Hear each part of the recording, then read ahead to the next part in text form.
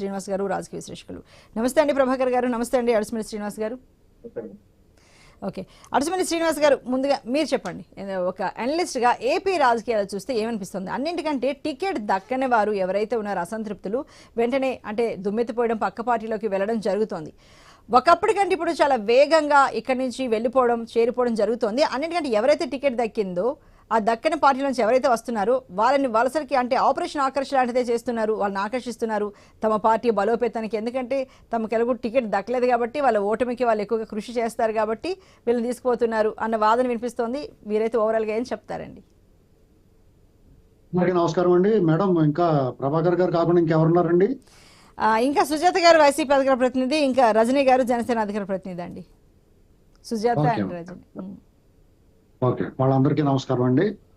ఇక్కడ సహజంగానే సాధారణ ఎన్నికల్లో దాదాపు 4 సంవత్సరాల పాటు పనిచేసిన వాళ్ళకి టికెట్ లభించకపోతే అసంతృప్తి ఉంటుందండి. కష్టపడ్డాము, డబ్బులు ఖర్చు పెట్టుకున్నాము, మాకు అవకాశం దక్కలేదనేటువంటి బాధ డెఫినెట్ గా ఉంటుందండి. అవునండి. అదే ఇక్కడ మనం ఈ లుకలకలు అనేటువంటి అసంతృప్తులు ఇలాంటివన్నీ మనం చూస్తా ఉన్నాం. అలాగే అన్ని పార్టీల్లో ఇది సహజం. సిపి పార్టీలో అయినా, టీడీపీలో ఉన్నా, బీజేపీలో ఉన్నా, ఆఖరి బీజేపీలో కూడా వాళ్ళకి ఏ మాత్రం హోప్ లేకపోయినా వాళ్ళు కూడా టికెట్ల కోసం కొంచెం కూటమి ఉంది కాబట్టి గెలిచే అవకాశాలు ఉన్నాయన్న ఉద్దేశంతో వాళ్ళు కూడా టికెట్ల కోసం టెన్షన్ పడతా ఉన్నారు. జనసేనలో కూడా చూస్తా ఉన్నాం. అయితే ఇది ఎక్కువ టైం గ్యాప్ రావటం వల్ల షెడ్యూల్ విడుదలైన తర్వాత మన 3వ విడతలో ఉండటం వల్ల ఏమైందంటే దాదాపు 55 రోజులు దొరికింది ఆ షెడ్యూల్ విడుదలకి, ఎలక్షన్ కి. అవునండి, చాలా ఎక్కువ సమయం. అవును, మీకు దాదాపు ఒక 20 ఏళ్ల నుంచి ఎన్నికల విధానం మారిందండి. ఎందుకంటే అభ్యర్థులకి తలకు మించిన భారం అయిపోతా ఉంది, విపరీతం ఖర్చు అవుతా ఉంది. డబ్బులు పంపిణీ ఇప్పుడు గతంలో ఏమైందంటే ఎక్కడన్నా చాలా ఇబ్బంది ఉంటే కొన్ని ప్రాంతాల్లో, ఎంపిక చేసిన ప్రాంతాల్లో తక్కువగా డబ్బులు పంపిణీ ఉండేది, లేదా మద్యం పంపిణీ ఉండేది. అంతే, గతంతా ప్రచారం చేసుకుని. ఇప్పుడు ఏమైందంటే కంపల్సరీగా ప్రతిరోజు కూడా ఎవరో కూడా వచ్చి పనిగట్టుని ప్రచారం చేయాలంటే కార్యకర్తలు కూడా వాలంటరీగా రావడానికి కష్టం అవుతుందండి. ఎందుకంటే వాళ్ళు కూడా ఆర్థిక భారం అన్నమాట. ఇప్పుడు వాళ్ళు బైక్ తీసుకుని రావాలంటే అందులో పెట్రోల్ పోయాలంటే 1 రోజు 2 రోజులు అంటే వస్తారు, కానీ దాదాపు నెలన్నర పాటు వాళ్ళు కూడా తిరగాలంటే చాలా ఇబ్బంది అవుతుంది. వాళ్ళకి ఆర్థిక భారం అన్నమాట. కాబట్టి ఇవన్నీ తడిసి మోపుడు అయిపోతున్నాయి క్యాండిడేట్. కాబట్టి వాళ్ళు కొంచెం మీకు స్లో అయినట్టు అనిపించింది. ఒక 10-15 రోజులు స్లో అయ్యింది ఈ అడ్జస్ట్మెంట్ లో. ఇది ఎక్కడైతే అసంతృప్తులు ఉన్నాయో, టికెట్లు ఉందో అక్కడ వాళ్ళు సర్దుకోవడానికి అవకాశం లభించింది అనుకో. అన్ని పక్షాల్లో కూడా అన్నట్లు సర్దుకోవడానికి అవకాశం. డెఫినెట్ గా కూటమి ఉంది, పొత్తులో ఉన్నప్పుడు ఏమవుతుందంటే అక్కడ టికెట్ పొత్తులో భాగంగా టికెట్ కోల్పోయిన అభ్యర్థులు కానీ, లేదా కొత్త అభ్యర్థులు తీసుకుని పాత 5 సంవత్సరాలు ఇన్ఛార్జిగా ఉన్న వాళ్ళకి అవకాశం లేకుండా కొత్తగా ఇచ్చిన వాళ్ళు కానీ, అలాగా మొత్తం 175 నియోజకవర్గాలను దాదాపు ఒక 10 స్థానాల్లో కొంచెం గందరగోళం ఉన్నమాట వాస్తవం అండి. ఒక 1-2 ఎంపీ స్థానాల్లో పెద్ద గందరగోళం లేదు, కానీ అసెంబ్లీ స్థానాల్లో కాంపిటీషన్ కూడా తగ్గిందండి ఈసారి పోల్చుకుంటే, గతంతో పోల్చుకుంటే. ఎగ్జాక్ట్లీ. ఒక నరసాపురం విషయంలో కొంచెం రఘురామకృష్ణరాజు గారు ఆశించడం అదొకటి పెండింగ్ ఉంది.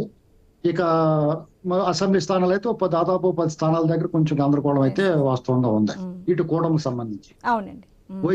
వైసీపీకి సంబంధించి వాళ్ళు ముందుగానే కొంతమందిని అటు ఇటు మార్చాడు అయినా జగన్మోహన్ రెడ్డి గారు. కొంతమంది అయితే టికెట్ ఇచ్చిన తర్వాత కూడా మాకు వద్దని చెప్పేసి మారిపోవటం, ఇది మరి అక్కడ కూడా గందరగోళం తెరదీసింది. వాళ్ళకి కొన్ని చోట్ల అయితే అభ్యర్థుల్ని ఎవరిని పెట్టాలి ఏంటి అంటే ఇక్కడ ఎలా ఉంటుందంటే అండి, ప్రత్యర్థిని చూసుకుని కూడా ఇక్కడ అభ్యర్థులు పెట్టుకోవడానికి ప్రయత్నం చేస్తారు. సహజంగా ఇది ఒక యుద్ధం లాంటిది కాబట్టి ఎన్నికలు అనేటువంటిది ఎత్తులకు పై ఎత్తులు ఉంటాయి. ఒకళ్ళని మించిన వాళ్ళు ఒకళ్ళు ఎత్తులేస్తూ ఉంటారు. ఆ అవతల ప్రత్యర్థిని అవతల ఉన్న అభ్యర్థిని బట్టి ఇక్కడ వీళ్ళు టికెట్లు ఇవ్వటం అది జరుగుతూ ఉంటుంది. కాబట్టి కొన్నాళ్ల పాటు రేపు నామినేషన్ లో షెడ్యూల్ నోటిఫికేషన్ వచ్చి షెడ్యూల్ పూర్తిగా రేపు 18వ తారీఖు తర్వాత ఒక రూపానికి వచ్చేస్తాను. అప్పటికి తప్పంటారు ఈ సర్దు కూడా డెఫినెట్ గా ఈ సర్దు మణుగుతాయండి. ఒకవేళ అంతగా సర్దు మణగకపోతే 1-2 సీట్ల దగ్గర అయితే రెబల్ అభ్యర్థిన నష్టపోతాడు, లేకపోతే ఆ పార్టీ అని నష్టపోతాయి. 2 గ్యారంటీ ఏదో జరుగుతుంది, అంతే తప్ప ఓఎల్ మీడియా ఏం జరగదు. కాబట్టి ఆ పార్టీలు అందుకని లైట్ తీసుకుంటాయి. సర్ది చెప్పుకోవచ్చు, వాళ్ళకి వేరే అవకాశం ఇస్తామని చెప్పి సర్దుతారు. ఇకపోతే ఈ వాలంటీర్ల విషయంలో జగన్మోహన్ రెడ్డి గారికి నిజంగానే ఆయన బలగం వాలంటీర్లు అనుకున్నాడు ఆయన. ఉమ్, ఆ విశ్వాసంతో పూర్తిగా ఉన్నాడు. వాళ్ళందరూ కూడా తన వైపు పనిచేస్తారని పూర్తి విశ్వాసంతో నమ్మకంతో వైసీపీ నాయకులు కానీ జగన్మోహన్ రెడ్డి గారు కూడా పూర్తిగా వాళ్ళ మీద నమ్మకం పెట్టుకున్నాడు. yes, ఎంతగా నమ్మకం పెట్టుకున్నారంటే ఉమ్, వాళ్ళ పంచాయతీ సర్పంచులు మాక్సిమం సర్పంచులు, జడ్పీటీసీలు, ఎంపీటీసీలు వాళ్ళే గెలిచారు స్థానిక ఎన్నికల్లో. వాళ్ళందరికంటే కూడా ఈ వాలంటీర్లని నమ్ముకున్నాడు ఆయన.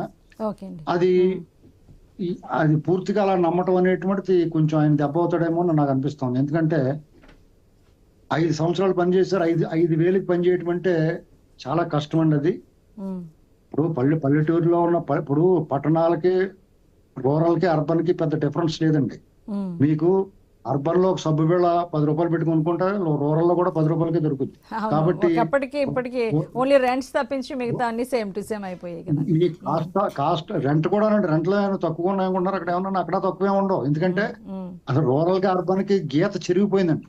ఇవాళ అర్బన్ కంటే కూడా రూరల్ లోనే ఉండడానికి ఎక్కువ మంది ఇష్టపడతా ఉన్నారు. డిమాండ్ వస్తుంది అక్కడ. సమీప పట్టణాలకి అందరూ ఇప్పుడు ఇది వరకు RTC, public transport, RTC bus తప్ప మనకు వేరే లేదు.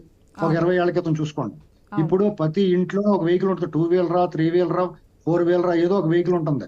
కాబట్టి వాళ్ళు పట్టణాలకు సమీపంలో ఉన్న గ్రామాల్లో ఎక్కడో ట్రాన్స్పోర్టేషన్ ప్రాబ్లం లేదు కాబట్టి ఎక్కడైనా సేమ్ ఒకటి అయిపోయింది అంటున్నారు. రైట్ అండి. వాళ్ళు డెఫినెట్ గా ఇప్పుడు దూరాభారం కూడా తగ్గిపోయినాయి. ఇప్పుడు కొంచెం వెహికల్స్ అన్ని కూడా కొంచెం కొత్త రకంగా ఇప్పుడు బైకులు ఉన్నాయి. ఇది వరకు మా చిన్నప్పుడు అయితే మేము 60 కిలోమీటర్లు అంటే చాలా టాప్ స్పీడ్ అనుకునేవాళ్ళు. ఇప్పుడు 100-120 కూడా వేస్తున్నారు కుర్రాళ్ళు అందరూ. కాబట్టి కాదు. రైట్ అండి. కాబట్టి ఇక్కడ జగన్మోహన్ రెడ్డి గారు బేసిక్ గా రూరల్ ఓటింగ్ మీద, తర్వాత ఈ వాలంటీర్ల మీద ఆధారపడ్డాడు ఆయన. ఓకే. ఎందుకంటే ఆయన నేను నవరత్నాలు ఇస్తున్నాను కాబట్టి ఆ నవరత్నాలన్నీ కూడా రూరల్ లో ఉన్న వాళ్ళకి అందుతున్నాయి కాబట్టి ఎక్కువగా బిలో పవర్టీ లేని వాళ్ళందరూ కూడా నా వైపున ఉంటారని ఆయన అనుకుంటున్నారు. డెఫినెట్ గా వాళ్ళకి నమ్మకం ఉంటుంది. ఎందుకంటే నేను డబ్బులు ఇచ్చాను కూడా నాకు వేస్తారు అనుకుంటున్నాడు. అయితే ఇక్కడ మ్యాటర్ ఏంటంటే వాలంటీర్లకి ఎత్తుకు పై ఎత్తులాగానే చంద్రబాబు నాయుడు గారు తీసుకున్న స్టెప్ కొంచెం వాళ్ళలో స్ప్లిట్ వస్తుందని నేను అనుకుంటున్నాను. ఇప్పుడు ఈ వాలంటీర్లో కొద్దిగా స్ప్లిట్ వస్తుంది. ఎందుకంటే వాళ్ళలో కొంత డెఫినెట్ గా ఈ 5 ఏళ్లలోనూ వాళ్ళు 5,000కే చేయడం అనేటువంటి కొంత అసంతృప్తి ఉంటుంది. ఆ అసంతృప్తి ఉన్న వాళ్ళు ఆశపడడంలో సహజం. వాళ్ళకి వీళ్ళు ఏమన్నారంటే బాగా చదువుకున్న వాళ్ళకి వేరే ఉద్యోగ ఉపాధి అవకాశాలు కల్పిస్తాం, మిగతా వాళ్ళకి ఇక్కడే కల్పిస్తాం అని చెప్పారు. అది నమ్ముతారా నమ్మరా అనేటువంటిది వేరే విషయం. నమ్మరా ఎందుకంటే ఎప్పుడు కూడా ఆశ పెడతానంటే ఎవడన్నా ఆశపడతాడు, కొడతానంటే పడ్డు కానీ పెడతానంటే ఎవడన్నా ఆశపడతాడు.